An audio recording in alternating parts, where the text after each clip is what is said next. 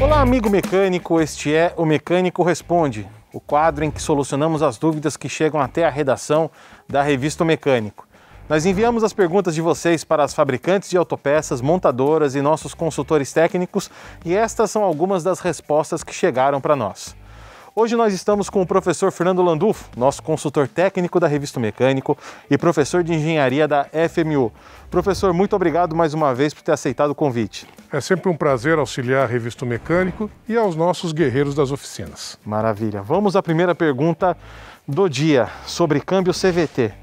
É normal que o câmbio CVT deixe de patinar depois que aquece? Ou é princípio de problema grave?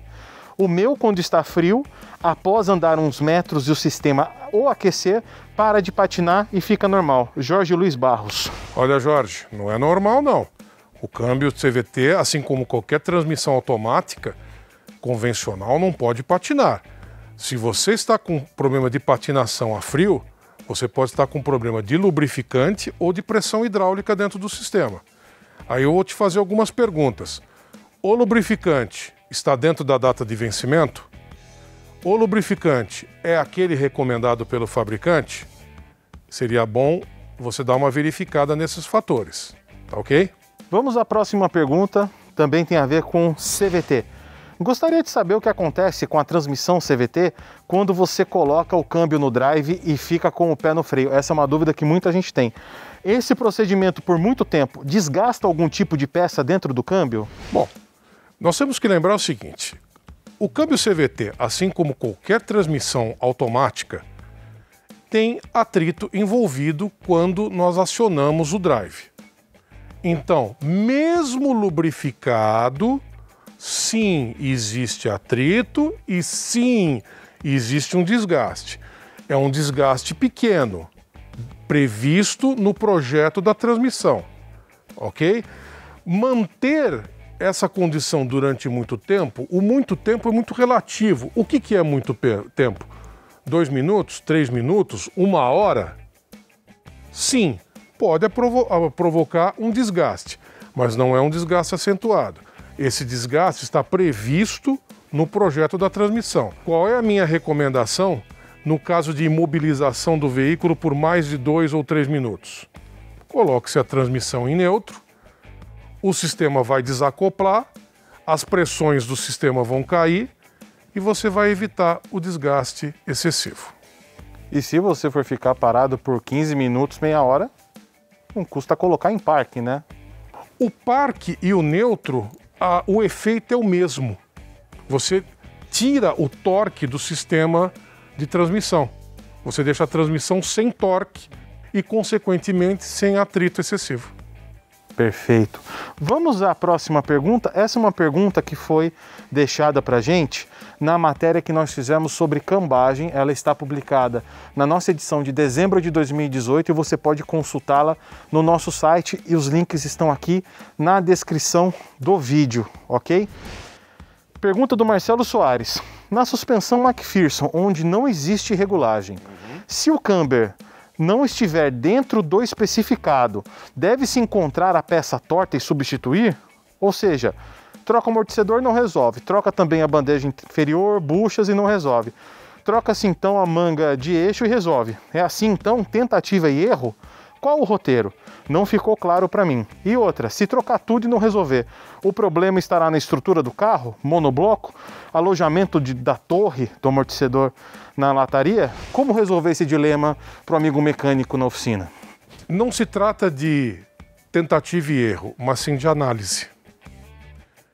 Você tem que comparar a peça provavelmente danificada com a peça nova. Quer dizer então que eu tenho que ter um estoque de peças novas? Não, você tem que ter as medidas dessas peças novas ou pelo menos elaborar um gabarito passa não passa para essas peças. Porque sim, é muito difícil você detectar a uma primeira vista quem pode ser o componente defeituoso. Você não conhece o histórico do veículo. Pode ser a torre McPherson? Sim, é muito comum a torre McPherson estar empenada fora de medida. Pode ser uma manga de eixo? Sim, pode ser uma manga de eixo. É um pouco mais raro, mas pode acontecer. Pode ser um monobloco? Pode ser um monobloco. Você não vai fazer troca de peça, mas sim análise por eliminação. Então, examino a primeira peça, a torre McPherson, em comparação com as medidas de uma nova. Está eliminado? Passo para a manga de eixo. Está eliminado? Passo para a bandeja. Examinei as buchas estão em ordem? É hora de medir o monobloco. Então, não é tentativa e erro, e sim análise e eliminação por comparação metrológica. É um procedimento que talvez seja demorado? É. Então, é legal a gente colocar para o amigo mecânico a importância do diagnóstico e de ele saber precificar o diagnóstico. Com absoluta certeza. E outra, ter equipamento adequado. Não dá para se fazer um diagnóstico correto, um diagnóstico preciso, que consome tempo e, obviamente, dinheiro, sem ter um equipamento ou equipamentos adequados. Então, um equipamento de alinhamento sofisticado custa mais caro? Não tenha dúvida que custa mais caro. Mas o que ele vai ajudar na velocidade do teu diagnóstico, não tenha dúvida. Porque, às vezes, o que acontece é muito comum. O desvio do camber, como aqui é o exemplo, está associado a um outro ângulo que se chama KPI. Então, se eu tenho desvio de camber com desvio de KPI, eu já sei que eu tenho problemas estruturais. Ou uma alta probabilidade de ter problemas estruturais. Ok? Ter alguns gabaritos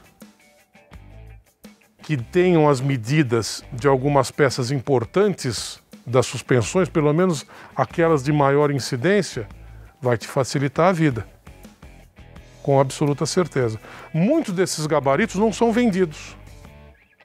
Mas se você trabalha com suspensão, se essa é a tua especialidade, você vai acabar tendo que fabricar esses gabaritos para facilitar o teu trabalho. Maravilha. Professor, muito obrigado mais uma vez por esclarecer essas dúvidas dos nossos leitores, mas eu gostaria de lembrar que se você está com o carro parado aí na sua oficina e precisa de atendimento imediato, conheça o Mecânico Pro.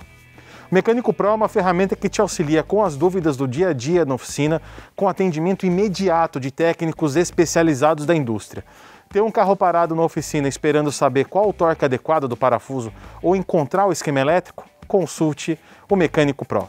Por enquanto é só, meus amigos. Até a próxima!